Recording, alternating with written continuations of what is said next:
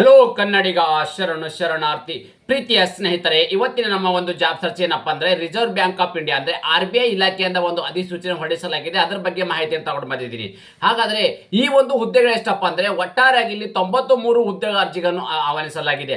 ಹಾಗಾದ್ರೆ ಈ ಒಂದು ಹುದ್ದೆಯನ್ನು ಪಡೆದುಕೊಳ್ಳಬೇಕಾದ್ರೆ ಯಾವೆಲ್ಲ ಒಂದು ಕ್ವಾಲಿಫಿಕೇಶನ್ ಆಗಿರ್ಬೇಕಾಗತ್ತೆ, ವಯೋಮಿತಿ ಎಷ್ಟು ಇರಬೇಕಾಗತ್ತೆ, ಆಯ್ಕೆ ಇರತಕ್ಕಂಥ ಅಭ್ಯರ್ಥಿಗಳಿಗೆ ವೇತನ ಎಷ್ಟು ದೊರೆಯಲಿದೆ, ಓವರ್ ಆಗಿ ಒಂದು ಫುಲ್ ನೋಟಿಫಿಕೇಶನ್ ಬಗ್ಗೆ ಮಾಹಿತಿ ನಾನು ನಿಮಗೆ ಈ ವಿಡಿಯೋದಲ್ಲಿ ತಿಳಿಸ್ಕೊಡ್ತಾ ಇದ್ದೀನಿ. ಅದರ ಜೊತೆಗೆ ಕೇಂದ್ರ ಸರ್ಕಾರ ಮತ್ತು ರಾಜ್ಯ ಸರ್ಕಾರದ ಹೊಸ ಉದ್ಯೋಗ ಮಾಹಿತಿ ನಾವು ಪ್ರತಿನಿತ್ಯ ಕೊಡಲಿದ್ದ ನಮ್ಮ ಯೂಟ್ಯೂಬ್ ಚಾನಲ್ ಅನ್ನ ಸಬ್ಸ್ಕ್ರೈಬ್ ಜೊತೆಗೆ ಬೆಲ್ ಐಕನ್ ಮಾಡೋದ್ರಿಂದ ನಿಮಗೆ ಮಿಸ್ ಆಗದೆ ನೋಟಿಫಿಕೇಶನ್ ಬರಲಿದೆ. ಪ್ರೀತಿಯ ಸ್ನೇಹಿತರೆ, ಈಗ ನಾವು ಒಂದು ನೋಟಿಫಿಕೇಶನ್ ಬಗ್ಗೆ ಮಾಹಿತಿ ನೋಡ್ತಾ ಹೋಗೋಣ ಬನ್ನಿ. ಯಾವ ಒಂದು ಇಲಾಖೆಯಪ್ಪ ಅಂತಂದ್ರೆ ರಿಸರ್ವ್ ಬ್ಯಾಂಕ್ ಆಫ್ ಇಂಡಿಯಾ ಒಂದು RBI ಇಲಾಖೆಯಿಂದ ಒಂದು ಅಧಿಸೂಚನೆ ಹೊರಡಿಸಲಾಗಿದ್ದು, ಒಟ್ಟು ಹುದ್ದೆಗಳು ಎಷ್ಟಪ್ಪ ಅಂದ್ರೆ ಕರ್ನಾಟಕ ಸೇರಿದಂತೆ 93 ಹುದ್ದೆಗಳ ಅರ್ಜಿಗಳನ್ನು ಆಹ್ವಾನಿಸಲಾಗಿದೆ. ಆಯ್ಕೆ ಇರ್ತಕ್ಕಂಥ ಅಭ್ಯರ್ಥಿಗಳು ಕರ್ನಾಟಕ ಸೇರಿದಂತೆ ಬೇರೆ ಬೇರೆ ರಾಜ್ಯಗಳಲ್ಲಿ ಕೆಲಸವನ್ನು ನಿರ್ವಹಿಸಬೇಕಾಗುತ್ತೆ. ಯಾಕಪ್ಪ ಅಂದ್ರೆ ಇದು ಒಂದು ಕೇಂದ್ರ ಸರ್ಕಾರ ಅಂದ್ರೆ ಗೌರ್ಮೆಂಟ್ ಸರ್ಕಾರದ ಒಂದು ಅಧೀನದಲ್ಲಿ ಕೆಲಸ ಮಾಡ್ತಕ್ಕಂಥ ಸಂಸ್ಥೆ ಆಗಿರೋದ್ರಿಂದ ನೀವು ಬೇರೆ ರಾಜ್ಯಗಳಲ್ಲಿ ಕೂಡ ಕೆಲಸನ ಮಾಡಬೇಕಾಗತ್ತೆ.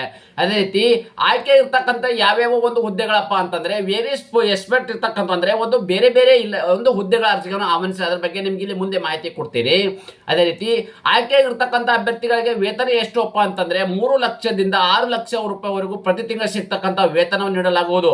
ಹಾಗಾದ್ರೆ ಈ ಒಂದು ಹುದ್ದೆಗಳನ್ನ ನಾವು ಇಲ್ಲಿ ಪೋಸ್ಟ್ ವೈಸ್ ಡೀಟೇಲ್ಸ್ ನೋಡೋದಾದ್ರೆ RBI post wise vacancy details ನೋಡೋದಾದ್ರೆ ಅಂದ್ರೆ ಯಾವ ಒಂದು ಕ್ವಾಲಿಫಿಕೇಶನ್ ಆಗಿರ್ತಕ್ಕಂಥದ್ದಾಗಿರ್ಬೋದು ಮತ್ತು ಯಾವ ಒಂದು ಹುದ್ದೆಗಳ ಅರ್ಜಿಗಳನ್ನು ಆಹ್ವಾನಿಸಲಾಗಿದೆ ಅಂದ್ರೆ ಇಲ್ಲಿ ಬಹುತೇಕ ಹುದ್ದೆಗಳಿದ್ದು. ಓಕೆ, ಸೊ ಅದ್ರ ಬಗ್ಗೆ ನಾನು ನಿಮಗೆ ಮಾಹಿತಿ ಕೊಡ್ತಾ ಇದ್ದೀನಿ. ಅಂದ್ರೆ ಯಾವ್ದಾವ್ದಪ್ಪ ಅಂತಂದ್ರೆ ತಾವು ಗಮನಿಸಬಹುದು ಯಾವೆಲ್ಲ ಹುದ್ದೆ ಕರೆದಿದ್ದಾರೆ, ಆ ಹುದ್ದೆಗೆ ಅನುಗುಣವಾಗಿ ಇಲ್ಲಿ ಎಷ್ಟು ಹುದ್ದೆ ಕರೆದಿದ್ದಾರೆ ನೋಡಿ ಸ್ನೇಹಿತರೆ. ಇವೆಲ್ಲವೂ ಕೂಡ ಬಹಳ ಇರ್ತಕ್ಕಂಥ ಹುದ್ದೆಗಳಾಗಿರೋದ್ರಿಂದ ನಾನು ನಿಮ್ಗೆ ಇಲ್ಲಿ ಸ್ಕೋರಲ್ ಮಾಡ್ಕೇಸಿ ನಿಮ್ಗೆ ತೋರಿಸ್ತಾ ಇದ್ದೀನಿ, ತಾವು ಗಮನಿಸಬಹುದಾಗಿದೆ. ಇನ್ ಡೀಟೇಲ್ಸ್ ಆಗಿ ನಮ್ಮ ವಾಟ್ಸಪ್ ಮತ್ತು ನೀವು ಟೆಲಿಗ್ರಾಮ್ಗೆ ಜಾಯ್ನ್ ಆಗಿ ಅಲ್ಲಿ ಇದ್ರ ಬಗ್ಗೆ ಕೂಡ ನಿಮಗೆ ಡಾಟಾನು ದೊರೆಯಲಿದೆ. ಸ್ನೇಹಿತರೆ, ಡಾಟಾ ಮತ್ತು ಸೈನ್ಸಿಸ್ಟ್ ಇರ್ತಕ್ಕಂಥ 2 ಹುದ್ದೆಗಳು, ಡಾಟಾ ಇಂಜಿನಿಯರಿಂಗ್ 2 ಹುದ್ದೆಗಳು ಇರ್ತಕ್ಕಂಥದ್ದು, IT ಸೆಕ್ಯೂರಿಟಿ ಎಕ್ಸ್ಪರ್ಟ್ ಇರ್ತಕ್ಕಂಥ 7 ಹುದ್ದೆಗಳು, IT ಸಿಸ್ಟಮ್ ಅಡ್ಮಿನಿಸ್ಟ್ರೇಟರ್ಗೆ 5 ಹುದ್ದೆಗಳು, ಓಕೆ, IT ಪ್ರಾಜೆಕ್ಟ್ ಅಡ್ಮಿನಿಸ್ಟ್ರೇಟರ್ಗೆ ಇಲ್ಲಿ 3 ಹುದ್ದೆಗಳು ಇರ್ತಕ್ಕಂಥದ್ದು, AI ಮತ್ತು ML ಮತ್ತು ಇದು ಸ್ಪೆಷಲಿಸ್ಟ್ಗೆ ಇಲ್ಲಿ 3 ಹುದ್ದೆಗಳು ಇರ್ತಕ್ಕಂಥದ್ದು, IT ಸೈಬರ್ ಸೆಕ್ಯೂರಿಟಿ ಅನಲಿಸ್ಟ್ಗೆ 18 ಹುದ್ದೆಗಳು, ನೆಟ್ವರ್ಕ್ ಅಡ್ಮಿನಿಸ್ಟ್ರೇಟರ್ ಇರ್ತಕ್ಕಂಥ ಹುದ್ದೆಗಳು 3, ಓಕೆ, ಪ್ರಾಜೆಕ್ಟ್ ಮ್ಯಾನೇಜರ್ ಇರ್ತಕ್ಕಂಥ 5 ಹುದ್ದೆಗಳು, ಮಾರ್ಕೆಟ್ ಅಂಡ್ ಲಿಕ್ವಿಡಿಟಿ ಮತ್ತು ರಿಸ್ಕ್ ಮತ್ತು ಸ್ಪೆಷಲಿಸ್ಟ್ ಇರ್ತಕ್ಕಂಥ 1 ಹುದ್ದೆಗಳು. ಸ್ನೇಹಿತರೆ, ಇದು ಮತ್ತು ಆಪರೇಷನಲ್ ರಿಸ್ಕ್ ಅನಲಿಸ್ಟ್ ಇರ್ತಕ್ಕಂಥ 2 ಹುದ್ದೆಗಳು.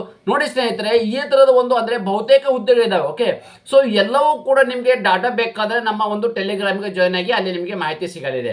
ಓಕೆ, ಸೊ ಅದೇ ರೀತಿ ಈ ಹುದ್ದೆಗಳ ಅರ್ಜಿಗಳನ್ನು ಸಲ್ಲಿಸಬೇಕಾದ್ರೆ ಯಾವ ಒಂದು ಕ್ವಾಲಿಫಿಕೇಶನ್ ಆಗಿರ್ತಕ್ಕಂಥ ಅಭ್ಯರ್ಥಿಗಳು ಯಾವ ಒಂದು ಹುದ್ದೆಗೆ ಅರ್ಜಿಗಳನ್ನು ಸಲ್ಲಿಸಬಹುದು ಮತ್ತು ಆಯ್ಕೆ ಇರ್ತಕ್ಕಂಥ ಅಭ್ಯರ್ಥಿಗಳನ್ನ ಯಾವ ಒಂದು ವಯೋಮಿತಿ ಒಳಗಡೆ ಅಭ್ಯರ್ಥಿಗಳು ಇರಬೇಕಪ್ಪ ಅಂದ್ರೆ ತಾವು ಗಮನಿಸಬಹುದಾಗಿದೆ. ಈ ಎಲ್ಲವೂ ಹುದ್ದೆಗಳು ಅಂದ್ರೆ ಯಾವ ಒಂದು ಕ್ವಾಲಿಫಿಕೇಶನ್ ಅಂದ್ರೆ BE, BTech, BSc, MSc ಮತ್ತು MCA, ME ಮತ್ತು MTech ಆಗಿರ್ತಕ್ಕಂಥ ಅಭ್ಯರ್ಥಿಗಳು. ಅದೇ ರೀತಿ ಇಲ್ಲಿ ನೋಡ್ತಾ MBA ಈ ತರದ ಒಂದು ಕ್ವಾಲಿಫಿಕೇಶನ್ ಅಂದ್ರೆ ಪೋಸ್ಟ್ ಗ್ರಾಜುಯೇಷನ್ ಆಗಿರ್ತಕ್ಕಂಥ ಅಭ್ಯರ್ಥಿಗಳು ಈ ಒಂದು ಹುದ್ದೆಗೆ ಅರ್ಜಿಗಳನ್ನು ಸಲ್ಲಿಸಬಹುದಾಗಿದೆ. ಅದೇ ರೀತಿ ಆಯ್ಕೆ ಇರ್ತಕ್ಕಂಥ ಅಭ್ಯರ್ಥಿಗಳ ಒಂದು ವಯೋಮಿತಿಯನ್ನು ಕೂಡ ನಾವು ಇಲ್ಲಿ ಮಾಹಿತಿ ನೋಡೋದಾದ್ರೆ ತಾವುಗಳು ಗಮನಿಸ್ತಾ ಇದ್ದೀರಿ. ಓಕೆ, ಡಾಟಾ ಮತ್ತು ಸೈನ್ಸ್ ಇರ್ತಕ್ಕಂಥ 25ರಿಂದ 40 ವರ್ಷ ಒಳಗೆ ಇರಬೇಕು. ಡಾಟಾ ಇಂಜಿನಿಯರಿಂಗ್ ಇಲ್ಲಿ 25ರಿಂದ 40 ವರ್ಷ. ನೋಡಿ, ಇವೆಲ್ಲವೂ ಏನು ಹುದ್ದೆ ಇದಾವೆ ಎಲ್ಲವೂ ಕೂಡ 27ರಿಂದ 40 ವರ್ಷ ಒಳಗಡೆ ಇರ್ತಕ್ಕಂಥ ಅಭ್ಯರ್ಥಿಗಳು. ಇಲ್ಲಿಯೂ ಕೂಡ ಏನಿದೆ ನೋಡಿ, ಈ ಒಂದು ಹುದ್ದೆಗೆ IT ಸೈಬರ್ ಸೆಕ್ಯೂರಿಟಿ ಇರ್ತಕ್ಕಂಥದ್ದು 40 ವರ್ಷ ಪ್ಲಸ್ ಇಲ್ಲಿ 28 ಮತ್ತು 40 ಅಂದ್ರೆ 40 ಪ್ಲಸ್ ಇದ್ದಾರೆ ಅಂದ್ರೆ ಇದು ಕೂಡ ವಯೋಮಿತಿಯ ಸರ್ಟಿಫಿಕೇಟ್ ನೀಡಲಾಗುವುದು. ಓಕೆ, ಸೊ ಇವೆಲ್ಲವೂ ಕೂಡ ಏನು ಹುದ್ದೆಗಳಿದಾವೆ, ಬಹುತೇಕ ಏನು ಹುದ್ದೆಗಳಿದಾವೆ. ತಾವು ಇಲ್ಲಿ ಈ ತರದ ಒಂದು ಹುದ್ದೆಗಳು ನೋಡಿ 30ರಿಂದ 40 ವರ್ಷ. ಇಲ್ಲಿ ಇರ್ತಕ್ಕಂಥದ್ದು ರಿಸ್ಕ್ ಅನಲಿಸ್ಟ್ ಇರ್ತಕ್ಕಂಥ 30ರಿಂದ 45 ವರ್ಷ. ಓಕೆ, ಸೊ ಆಲ್ಮೋಸ್ಟ್ ಏನಪ್ಪಾ ಅಂದ್ರೆ ನೋಡಿ ಎಲ್ಲವೂ ಏನು ಹುದ್ದೆಗಳಿದಾವೆ. ಓಕೆ, ಸೊ ಎಲ್ಲವೂ ಕೂಡ ಇವು ಹುದ್ದೆವು 25ರಿಂದ 45 ಮತ್ತು 28ರಿಂದ 40 ವರ್ಷ.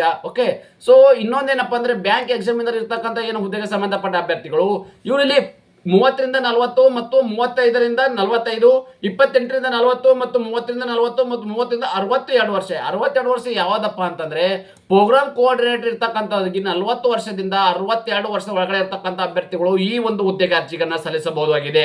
ಅದೇ ರೀತಿ ಈ ಒಂದು ಅಪ್ಲಿಕೇಶನ್ ಫೀ ಇರ್ತಕ್ಕಂಥದ್ದು ಏಜ್ ಲಿಮಿಟ್ ಬಗ್ಗೆ ಇರ್ತಕ್ಕಂಥದ್ದು ಏನಪ್ಪಾ ಅಂತಂದ್ರೆ OBC ಅಭ್ಯರ್ಥಿಗಳಿಗೆ 3 ವರ್ಷ, SC ST ಅಭ್ಯರ್ಥಿಗಳಿಗೆ ಇಲ್ಲಿ 5 ವರ್ಷ ವಯೋಮಿತಿ ಸಡಿಲಿಕೆ ನೀಡಲಾಗಿದೆ. PWD ಅಭ್ಯರ್ಥಿಗಳಿಗೆ 10 ವರ್ಷ ಮತ್ತು PWD OBC ಅಭ್ಯರ್ಥಿಗಳಿದ್ರೆ ಅವರಿಗೆ 13 ವರ್ಷ, SC ST PWD 15 ವರ್ಷಗಳ ಕಾಲ ವಯೋಮಿತಿಯಲ್ಲಿ ಸಡಿಲಿಕೆ ನೀಡಲಾಗಿದೆ. ಅದೇ ರೀತಿ ಮುಖ್ಯವಾಗಿ ಏನಪ್ಪ ಅಂದ್ರೆ ಅಪ್ಲಿಕೇಶನ್ ಫೀ ಅಂದ್ರೆ ಒಂದು ಅಪ್ಲಿಕೇಶನ್ ಫೀ ಏನಿದೆ, ಜನರಲ್ OBC ಮತ್ತು EWS ಅಭ್ಯರ್ಥಿಗಳಿಗೆ 600 ರೂಪಾಯಿ ಅರ್ಜಿ ಶುಲ್ಕವಿದ್ದಾರೆ. SC ST PWD ಅಭ್ಯರ್ಥಿಗಳಿಗೆ 100 ರೂಪಾಯಿ ಅರ್ಜಿ ಶುಲ್ಕವಿದೆ. ಈ ಅರ್ಜಿ ಶುಲ್ಕವನ್ನು ಹೇಗೆ ಪಾವತಿಸಿ ಮಾಡಬೇಕಪ್ಪ ಅಂದ್ರೆ, ನೀವು ಆನ್ಲೈನ್ ಅಪ್ಲಿಕೇಶನ್ ಹಾಕಬೇಕಾದ್ರೆ debit card, credit card, net banking, PhonePe, Google Pay, ಅಲ್ಲಿ ಒಂದು ಸ್ಕ್ಯಾನರ್ ಕೂಡ ಅಲ್ಲಿ ನಿಮಗೆ ದೊರೆಯಲಿದೆ. ಓಕೆ, ಸೊ ನೀವು ಡೇಟಾಗೆ ಸ್ಕ್ಯಾನರ್ ಮುಖಾಂತರ ಈ ಅರ್ಜಿ ಶುಲ್ಕವನ್ನು ಪಾವತಿ ಮಾಡಬಹುದಾಗಿದೆ. ಅದೇ ರೀತಿ ಮತ್ತು ಸೆಲೆಕ್ಷನ್ ಪ್ರೊಸೀಜರ್ ಹೇಗೆ ಮಾಡ್ತಾರಪ್ಪ ಅಂತ ಹೇಳಿದ್ರೆ, ಮೊದಲದಾಗಿ ಒಂದು ರಿಟರ್ನ್ ಎಕ್ಸಾಮಿನೇಷನ್ ನಡೆಸಲಾಗುವುದು. ಆ ರಿಟರ್ನ್ ಎಕ್ಸಾಮಿನೇಷನ್ ಅಲ್ಲಿ ಕ್ವಾಲಿಫೈ ಆಗಿರ್ತಕ್ಕಂಥವ್ರನ್ನ ಇಲ್ಲಿ ಇಂಟರ್ವ್ಯೂ ಮಾಡ್ತಾರೆ. ಇಂಟರ್ವ್ಯೂ ಮಾಡ್ಬಿಟ್ಟು ಏನ್ ಮಾಡ್ತಾರಪ್ಪ ಅಂದ್ರೆ, ಮೆರಿಟ್ ಆಧಾರದ ಮೇಲೆ ಅಭ್ಯರ್ಥಿಗಳನ್ನ ಫೈನಲ್ ಆಗಿ ಆಯ್ಕೆಯನ್ನು ಮಾಡಲಾಗುವುದು. ಅದೇ ರೀತಿ ಸ್ನೇಹಿತರೆ, ಈ ಅರ್ಜಿಗಳನ್ನ ಹೇಗೆ ಸಲ್ಲಿಸಬೇಕಪ್ಪ ಅಂತಂದ್ರೆ, ಎಲ್ಲರೂ ಕೂಡ ಆನ್ಲೈನ್ ಮುಖಾಂತರ ಅರ್ಜಿಗಳನ್ನ ಸಲ್ಲಿಸಬೇಕಾಗತ್ತೆ. ತಾವುಗಳು ಗಮನಿಸ್ತಾ ಇದ್ರಿ, ಈ ಒಂದು ವೆಬ್ಸೈಟ್ಗೆ ಹೋಗೋ ಮೂಲಕ ತಮ್ಮ ಅರ್ಜಿಗಳನ್ನ ಸಲ್ಲಿಸಬೇಕಾಗುತ್ತೆ. ಈ ಒಂದು ವೆಬ್ಸೈಟ್ ನನ್ನ ಯೂಟ್ಯೂಬ್ ಡಿಸ್ಕ್ರಿಪ್ಷನ್ ಬಾಕ್ಸ್ ಅಲ್ಲಿ ನಿಮಗೆ ಡೈರೆಕ್ಟ್ ಆಗಿ ಲಿಂಕ್ ಅನ್ನು ಕೊಟ್ಟಿರುತ್ತೇನೆ. ಆ ಲಿಂಕ್ ಮೇಲೆ ಕ್ಲಿಕ್ ಮಾಡೋ ಮೂಲಕ ನೇರವಾಗಿ ಅಪ್ಲಿಕೇಶನ್ ಓಪನ್ ಆಗಿದೆ, ಡೈರೆಕ್ಟ್ ಆಗಿ ತಮ್ಮ ಅರ್ಜಿಗಳನ್ನ ಸಲ್ಲಿಸಬಹುದಾಗಿದೆ. ಓಕೆ, ಸೊ ಅಫಿಷಿಯಲ್ ನೋಟಿಫಿಕೇಶನ್ ಬಗ್ಗೆ ನಿಮ್ಗೆ ಆಡಿ ಮಾಹಿತಿ ನೀಡಿದ್ದೇನೆ. ಅರ್ಜಿ ಸಲ್ಲಿಸಲು ಪ್ರಾರಂಭ ದಿನಾಂಕ ಯಾವಾಗಪ್ಪ ಅಂದ್ರೆ 17/12/2022 ಪ್ರಾರಂಭವಾಗಿದ್ದು, ಅರ್ಜಿ ಸಲ್ಲಿಸಲು ಕೊನೆಯ ದಿನಾಂಕ 6th ಜನವರಿ 2026, 6th ಜನವರಿ 2026 ಇಷ್ಟು ಒಳಗಡೆ ತಮ್ಮ ಅರ್ಜಿಗಳನ್ನು ಸಲ್ಲಿಸಬೇಕಾಗುತ್ತೆ. ಸ್ನೇಹಿತರೆ, ಈ ತರದ ಯೂಟ್ಯೂಬ್ ಡಿಸ್ಕ್ರಿಪ್ಷನ್ ಕೊಟ್ಟಿರ್ತಕ್ಕಂಥ ಲಿಂಕ್ ಮೇಲೆ ನೀವು ಕ್ಲಿಕ್ ಮಾಡುವ ಮೂಲಕ ಈ ತರದ ಒಂದು ಅಪ್ಲಿಕೇಶನ್ ಫಾರ್ಮೆಟ್ ಅನ್ನ ಓಪನ್ ಆಗುತ್ತೆ. ಓಕೆ, ಸೊ ಈ ತರದ ಓಪನ್ ಆದಾಗೆ ನಿಮ್ದು ಎಲ್ಲವನ್ನು ಡಾಟಾನ ಹಾಕಿ ಪೈಲೇದಾಗಿ ಏನ್ ಮಾಡ್ಬೇಕಪ್ಪ, ಫಸ್ಟ್ ಆಗಿ ಇಲ್ಲಿ ರಿಜಿಸ್ಟ್ರೇಷನ್ ಅನ್ನ ಮಾಡ್ಕೋಬೇಕಾಗುತ್ತೆ. ರಿಜಿಸ್ಟ್ರೇಷನ್ ಮಾಡ್ಕೊಂಡು ಅದಕ್ಕೆ ನಿಮಗೆ ಬೇಸಿಕ್ ಎಲ್ಲ ಇನ್ಫಾರ್ಮೇಶನ್ ಎಲ್ಲ ಆದ ಬಳಿಕ ನಿಮ್ಗೆ ಅಪ್ಲಿಕೇಶನ್ ಸಬ್ಮಿಟ್ ಮಾಡ್ಕೊಳ್ಳೋಕೆ ಅವಕಾಶ ದೊರೆಯಲಿದೆ.